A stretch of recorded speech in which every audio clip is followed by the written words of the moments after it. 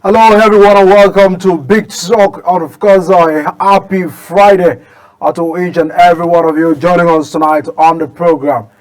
We just have to take our minds back to the very disturbing story coming from Maduguri in Borno State, as over 414,000 people have been displaced and over 30 have been killed by the devastating flood in Maduguri and Borno State. Our heart really goes out to the state government and all those that are trying to make a responsive actions against this devastating story, which is very disturbing. The lives of the people are in danger, and we understand the IDP camps that the state government, Governor Zulum, is on top of the situation, trying to see how he can alleviate the situation of the people right there in Maduguri and Borno State. We really wish that such occurrences wouldn't have to repeat itself again in any state of the nation. Tonight on the program, we'll be looking putting our searchlights on what the governments in the state are currently doing in respect to addressing the economic hardship in the country. Most oftentimes, attention has always been on the federal government, but we have to always pay attention back to the subnational, what they seems to be doing at their own level. Tonight, I'm being joined by a public affairs commentator who joins us live from Uyo, the capital city of Akwa Ibom State, where we'll be looking at some of the issues the protesters, really raised at the cause of the hunger protest, and if some state governors and state government are in any way being responsive and taking responsibilities for the fact that they have to provide leadership to the people of the state. Victor Thompson, a public commentator, joins us from Uyo. Thanks so much, Mr. Victor. Thank you so much, Edikan. It's good to be with you All this right, night. let me first bring the attention. Governor Mono of Akwa Ibom State recently had to dole out over 310 million naira for the youth of Akwa Ibom State on the grounds that they didn't participate in the End by Governors protest. They boycotted, according to government, at the protest. Do you feel that the issues in the country is not the same in Akwa Ibom? Because we feel people of Akwa Ibom may be happy about the situation of things. Well, talking about the last end hunger protest, when I state my position, sometimes if you don't understand me, you think I'm on both sides of the divide. First of all, I think it was a good decision for the youth of Akwa Ibom State not to join the protest. Why? The idea behind the protest was a very noble one, but based on very credible intelligence reports that was made known to a lot of people, there were some elements that wanted to hijack that very noble protest by the youth to cause mayhem. So, like how the NSAS protest ended, where vibrant youths were on the streets making their demands, and then at the end of the day, people hijacked it and started causing mayhem, destroying lives and properties. We didn't want that to repeat itself because the hunger is biting, and destroying lives and properties will not solve the problem. But um, the governor doling out 310 million naira to the youths made me ask two questions. First, is this a bribe or a reward? I mean, this protest, everyone should understand that Nigeria really needed this protest, regardless of the fact that there were a lot of other interests in it. The Nigeria really needed you. A child cannot be crying out of hunger and you dangle a piece of carrot in front of him and say, "Oh, don't worry, keep quiet, all will be well." How many people, how many young people are going to benefit from these funds? Because it will still go into the same set of people's pockets. So it was a very pitiable situation because this hunger is everywhere. Akwa Ibom State is not exempted, and if Akwa Ibom youth did not take part in those protests, thereby ending up in safeguarding of lives and properties. I think the government should sit up. The government should sit up and come up with policies and programs that really addresses the issues. 310 million naira cannot do anything. Akwa Ibom State is a state of almost 7 million people, majority of whom are young people, are youths. So what will 310 million naira do? You see, the real cause of the problem lies in the system, in the policies that have been there, and the enabling environment that is lacking for the young people to thrive. You see, government will come in and say, don't worry, you just keep quiet, we'll give you job, we'll create job like this way, we'll create job that way. But the question that is begging for answers is, how much jobs and how many jobs can the government truly create? How many jobs has the government been able to create?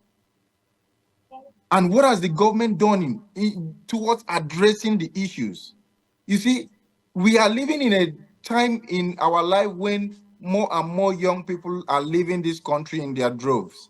And most of these people that are leaving this country are some of the very bright people. In fact, Nigerian youths are very bright, very intelligent, very hardworking, and very resourceful. All right. And if those attributes can be put into good use, if those potentials can be harnessed properly for these people to thrive, there would have been no need for the protest in the first place.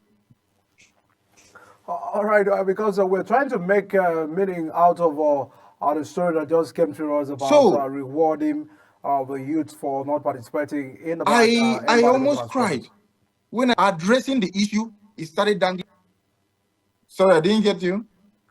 Okay, I wanted to ask issues about there's an increase of allocation to some state government, including that of Akwa Ibom. Some persons may be asking, are they really prioritizing projects that are people-centric? Well, in Akwa Ibom State where I live, I don't see that happening. I've not seen it in the past 1 year plus, and so far the state government is not the body language of the state government is not tilting towards that angle, because the primary purpose of government is the security and welfare of the people. But from all that I've observed, I don't think the government is really doing much towards that regard. And when you talk about governments investing into people-centric policies and projects, you would what really comes to mind is projects that direct of people. It's not happening in Akwa Ibom State. We have so much money. Akwa Ibom State is a state that I think we are among the few states that are receiving the highest allocations in this country. And the past 1 year has witnessed a lot more money going to states like Akwa Ibom State. But when a government is more interested in politics than governance, this is what you get. Young people are there on the streets. Some of them, in fact, a lot of young, 8 or 9 out of every Akwa Ibom youth you will find out there is highly talented with so much potentials in one sector or the other. And what has the government done in creating the enabling environment for these people to thrive? Nothing. I mean, even the roads, Akwa Ibom State can boast of some of the nicest road networks in the country. But those things need to be maintained so that business can be moving smoothly. People can go about their businesses, their daily hustles smoothly. But those things are not being taken care of. Some of the roads are rotting away. Some of the policies and the programs the government promised us when they were seeking for our votes those things are not forthcoming. It's almost like the state is at a pause. Everything is at a standstill. Nothing is moving. Nothing is moving in the direction of the citizen. And I'm sure allies. So we need to call on the people who are not part of this elitist circle. All right. I think that is what we need to do right now. All right. I mean, when you look at some of the projects we have in that state, because we're trying to see how lives of people and across the state can also be developed, because oftentimes you understand that there have been several attention at the federal government. There are some allegations and concern of many Nigerians and the people in that state that building a worship center that cost the state much of the billion by, I think the last administration was in its place of priorities. So from what we can see and the incomes allocation to Akwa Ibom, once probably would have been expecting that the governor Omano would have been doing better, because he's a state that have been under the covers of the People's Democratic Party. So for many good number of years. From your own assessment, looking at the statistics of unemployed people in the state, understanding the deeper essence of governance, how can you assess some of the projects initiated by the past administrations or the current administrations? Well, if we want to talk about the immediate past administration of Akwa Ibom State government, I will just use one word to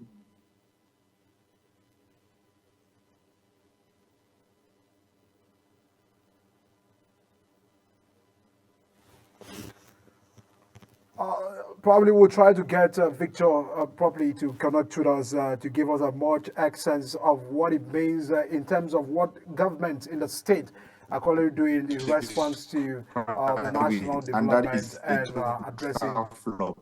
The government was a total flop. Mr. Victor, are you with us? If you can hear me, please get to give us an understanding about the current state of project carried out by government, because we feel that people like, in Akwa Ibom, a state like Akwa Ibom that has some of these allocations, are one of the highest, allocation state in Nigeria, must have probably over the years of leadership provided some level environments that can really encourage the people of Akwa Ibom, because even from the statistics of unemployment in the country, Akwa Ibom seems to also be topping at the least, which is very worrisome to national development. Yes, can you hear me? Yes, I can hear you, please. Yes, like I was saying, Akwa Ibom State seems to be blessed or caused 10 years by leaders who have no idea of what to do. I mean, there are lots of cases of misplaced priority by the government. The government is not doing much to touch the lives of the people. I mean, for a state like Akwa Ibom that is receiving one of the highest allocations from the government, plus other sources of income that are coming to the state, one would expect that government would do a lot towards alleviating the poverty, addressing the unemployment rate, and also creating an enabling environment for job creators to thrive. But that is not the case in Akwa Ibom State. I mean, if you look around, there are young people who are talented in different areas, in the ICT, in agriculture, in fashion, in entertainment, you name it. What is the state doing? And what has the state done to create an environment where these people can thrive, where these people can put their potentials to use for the benefit of themselves and the state at large? The answer is nothing. The government is doing absolutely nothing.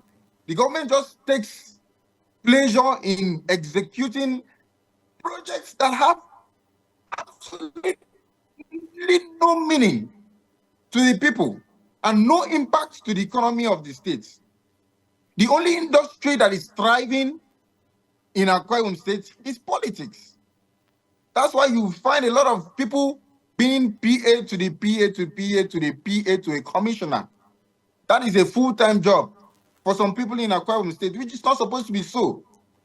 We are one of the highest producers of crude oil in the whole nation. And our country and our state is contributing a lot to the revenue of this country. But what do we get in return? Absolutely nothing. The government I think another problem of the government is pride. If they don't know what to do, they can easily ask us. They can ask the youth to give them ideas on what to do so that the youth can start benefiting from this government. Any government that does not prioritize the youth is a government that wants to fail. And any city, any nation, any state that does not have a growing youth, growing in the sense of not just in population, but in the quality of life. Any government that does not have a youth population that is growing in their different careers, in their quality of life, that government is a government that is going to collapse. There is no nation that can be built without young people. So the earlier we start prioritizing the welfare and the growth of young people in our country, especially in a state like Akwa Ibom State, the better it will be for everybody. Because you cannot imagine the impact it would have if we can have, even if it is 40% of these unemployed people gainfully engaged, we would find a very vibrant economy in Akwa Ibom State. All right, now, Johnson. I recently read the state government to unbundle the Ministry of Youth and Sport. I mean, because you just touched the area of youth involvement, one probably may be imagining how the cabinet constitution of Pastor Omano, the governor of Akwa Ibom State, really looks like. And do you feel that unbundling some of the Ministry of Youth and Sport to having youth development, to having Ministry of Sport to be alone, is that a good move? And also a signal, the fact that as Ministry of Youth will be reserved for young persons and sport as well. My brother, I think it is high time we stop talking and start doing. I mean, if you unbundle this Ministry of Youth and have youth development and have sports, and you say you want to appoint a youth as a commissioner, what difference does it really make? Because it is only one youth you can appoint as a commissioner per time in one ministry. See, we should start talking about policies. We should start talking about programs. We should start talking about projects that will touch the youth. And not all these theatrics, this drama, this politics. We are tired of all of those things. It doesn't really make any difference. Ministry of Youth and Sports, and then having Ministry of Youth, it's just like creating more spaces for people to steal. I mean, what can you possibly do with Ministry of Youth that you could not do with Ministry of Youth and Sports? If you don't have ideas to execute, will you ideas now fall from heaven for you to execute when you unbundle the ministries? It doesn't really make any sense. And it's also increasing the cost of governance, which we cannot afford at this time. Do you know what it will cost us to maintain those different ministries? It will cost us a lot. But there is hunger in the land. A lot of people are there on the street. So we should talk about policies. We should talk about projects and programs and not unbundling of ministries. It doesn't really make any sense to me. A government that knows what to do will not prioritize unbundling of ministries at this time. A government that knows what to do will prioritize the quality of men and women that are working in the government, and also the quality of policies, projects, and programs that they are doling out for the benefits of the citizens. All right. I mean, let's move over to local government election. Of course, you agree with me that the judgment from the Supreme Court of granting autonomy to local government has also been a concern of many Nigerians. And we've seen that the Akwa Ibom State is also making moves to conduct a new local government election. So let us understand the issues on ground. One end, we understand that the AKISEC, which is a body, independent body in Akwa Ibom, will be conducting that election. Are the people really having the confidence on that institution? Secondly, and as it looks that a repetition of what has been happening in the state and probably what we can learn from other states conducting local government election where one party happens to takes all, where it says probably the winner takes all and all of that consideration. Is that what you are envisaging that may be outplay of that election? Well, I want to first of all thank the federal government for making this possible. I mean, the local government's financial autonomy. But having the state electoral body conduct those elections in the different states is like empowering people to do worse than they have always done. I mean, what difference will it make?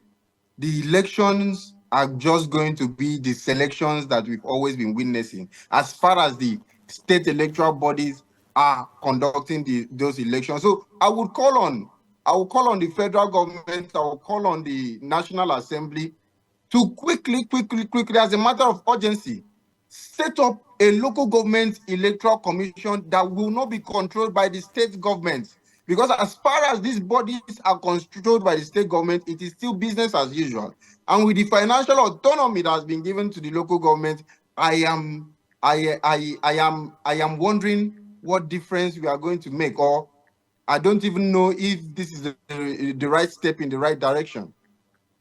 So I don't expect anything different in the coming election. It's just going to be the same thing. It's still going to be the same kind of manipulated elections that we've always been seeing, to still be the same kind of selections.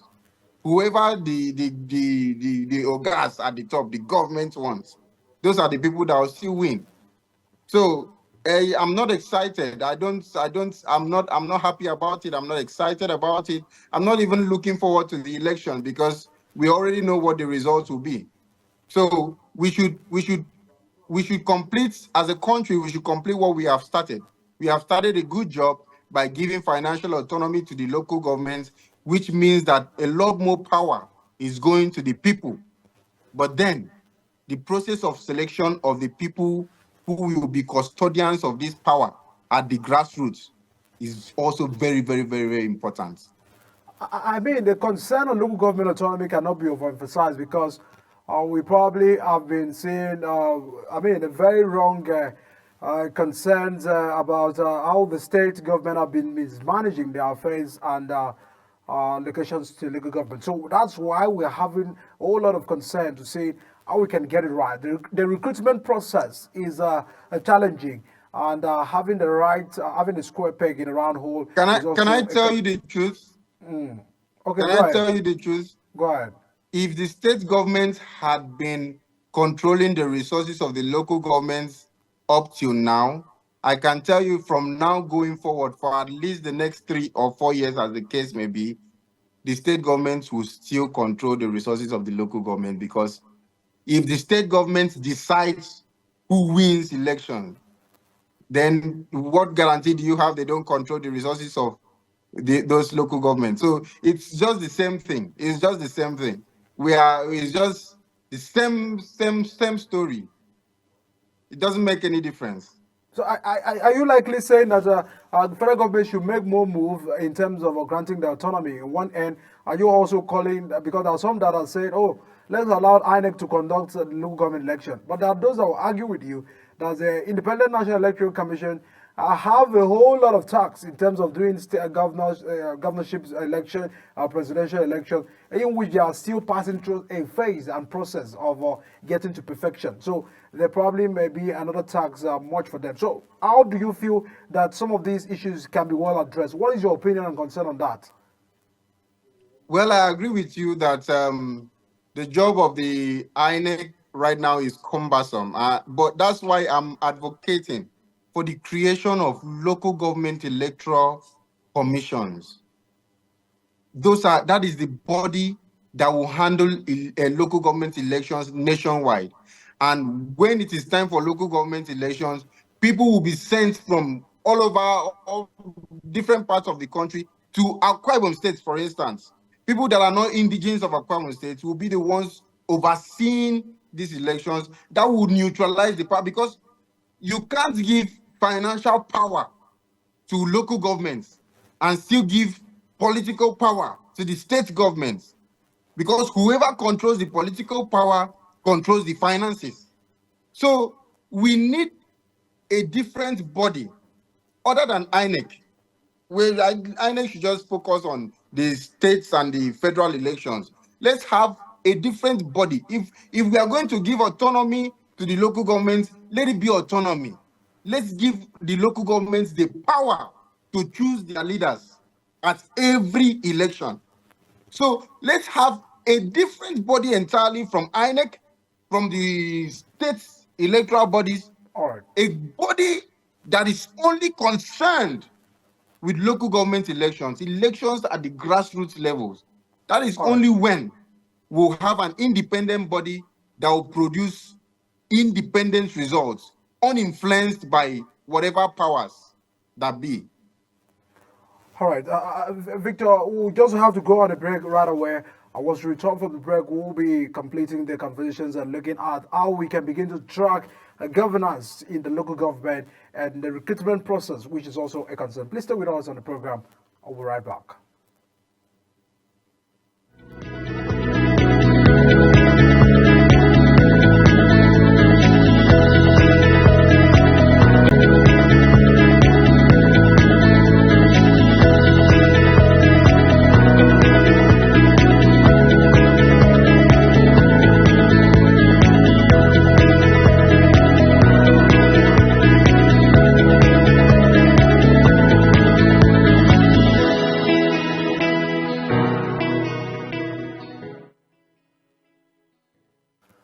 Many thanks everyone for sister with us on Big Talk. As our local government in some states in the federation draws closer, there is a whole lot of concern as we're trying to see what is really happening at the local level, and understanding the fact that the state's interferences probably may defeat the intentions of the local government financial autonomy. So we're trying to see how we can be able to marry all of these interests and see how development can get to the grassroots, because we've heard the president over time reiterating that there is a need to start paying attention to the grassroots, because if the grassroots are well developed, and in terms of dividends of democracy are based on the grassroots, some of the challenges we are confronting in the country probably will be well addressed, because insecurity is local, hunger is local, main economic is local, and all of the consideration that probably leads to national development.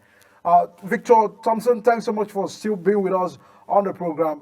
Quickly, let's speak nationally, because a consideration of what we probably may be having right now is a whole lot of concern to seeing how the local government autonomy can really, really, really have, the aspirations of local government autonomy can come to pass. We are concerned about how the local can be developed.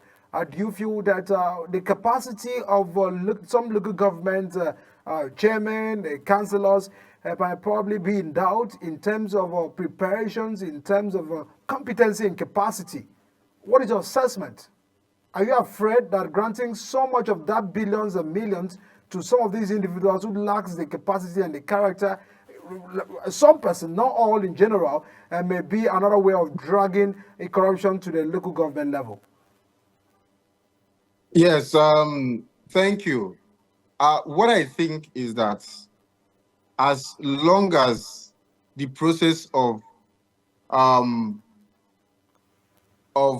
leadership recruitments at the grassroots level is still a selection by the state, then we will still have a problem of having round pegs in square holes.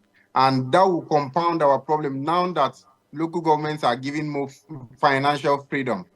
That will compound our problems at the grassroots levels, because until the people have the power to elect the people that will represent them at the local government level, there will be no accountability. And we will still not have quality leaders at the local government level until we have the power to choose. Because when the people at the grassroots have the power to choose, they will go for the best. They will always go for the best. But when it is selection, of course, the leaders in the state will always select people who will do their bidding. So you cannot have competence and leadership in the same sentence with these same people that we are choosing to lead us at the local government level, as long as they are being chosen by the powers that be.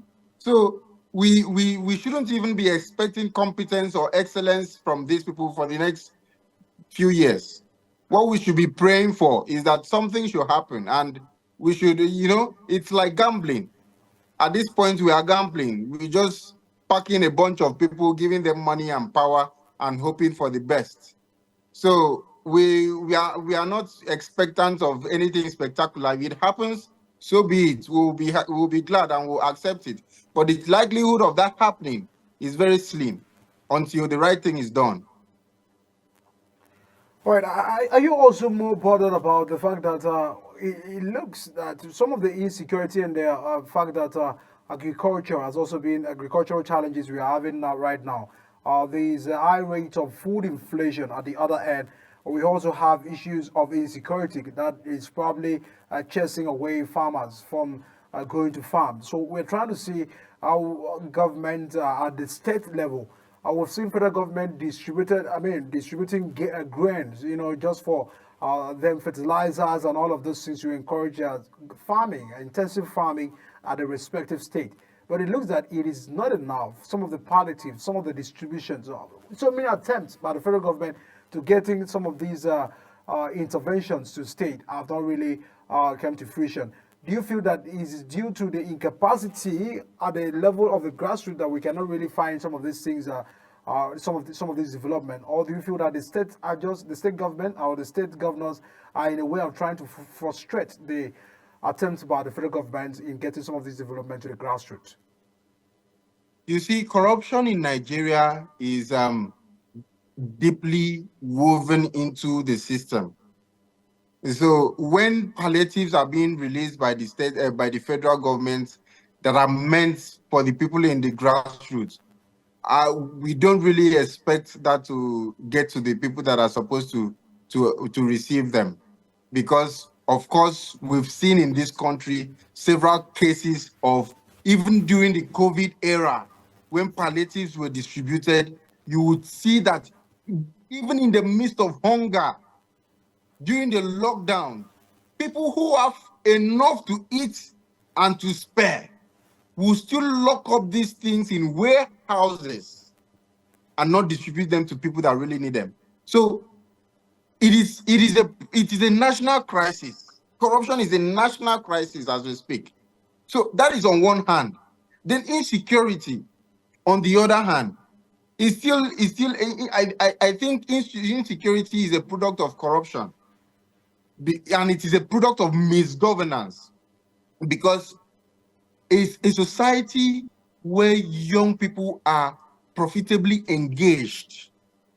There is an enabling environment for these people to thrive, do their business, build their career, and grow as they should. There will be very fewer cases of insecurity, and nobody will go to farmland to harass people when they have businesses to pursue.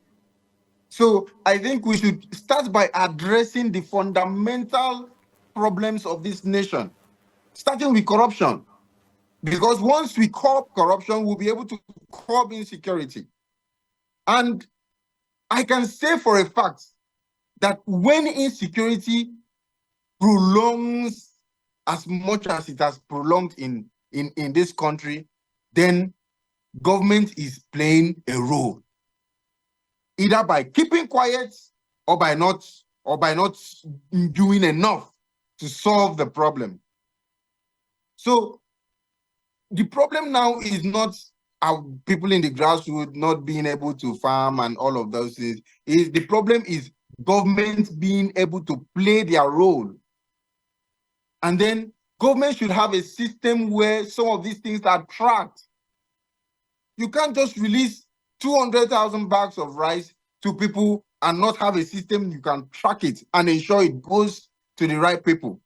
There should be accountability in this country. We should work on that. We should start being accountable. You release fertilizers to the people, and people who have no business in agriculture will hoard these fertilizers. That is the To country we are hold these living persons in. responsible, because a concern that federal government will tell you they have done their own job. Don't you feel that the people have to start holding their governors responsible? Probably if they find some persons taking advantage of what federal government are giving out to the state. Are the people really aware? Now, Are the people speaking? Now, you said the federal government will say they've done their own job. Their job does not start and end with releasing these materials. The full job description should include tracking and following up with these materials to ensure it gets to the right people. And then on the side of the people, we are too quiet, especially in Akwa Ibom State. I mean, we would witness daylight robbery by the government and still keep quiet. The people I would encourage the people, the masses, to start speaking up, start holding these people accountable. Someone would have an appointment, and in the next few months he's building a mansion. Someone wins the election, is just sworn in. The next few months he's building a mansion, he's doing this, he's doing that, and nobody is asking questions. That is where this complacency starts. We need to start asking the right questions. We need to start holding these people accountable. We need to start tracking what belongs to us, because this is our commonwealth. This is our commonwealth. These things belong to us. We can lay as much claim to these things as much as even the governor can lay claim, because his office is that of a servant. He serves us. So he does not have more rights. People in power don't have more rights than us. The Constitution of the Federal Republic of Nigeria gives us rights as citizens of the Federal Republic of Nigeria, and we must start taking those rights seriously, making demands where we should make demands, demanding accountability where we should demand accountability, and voicing out when we should voice out. I think that will go a long way to making these people sit up and know that it is no longer business as usual, and that these people truly, their eyes are open, their minds are open, and they are no longer the blind people that they used to mistreat and misgovern as they used to. So people, the citizens, will need to start being alert. We need to start, if we have a sense of ownership in this country, if we have a sense of ownership in the resources of this country, nobody will sit in his house and watch someone walk in and just pick his stuff. No. Because when you know that you own this thing, you want to protect what you own. You want to follow up what you own. And if there is any form of mismanagement of your property, you will demand accountability. So Nigerians should start having a sense of ownership over this country and over her resources. That will be the beginning of the solution of the problem. A very big thanks to you, Victor Thompson. He is a public affairs commentator. Thanks so much for joining us and spending some of your time with us this evening. And we wish that some of these deliberations will also be put into consideration in development in the state across the country. Thanks so much. Thank you very much. Thank you.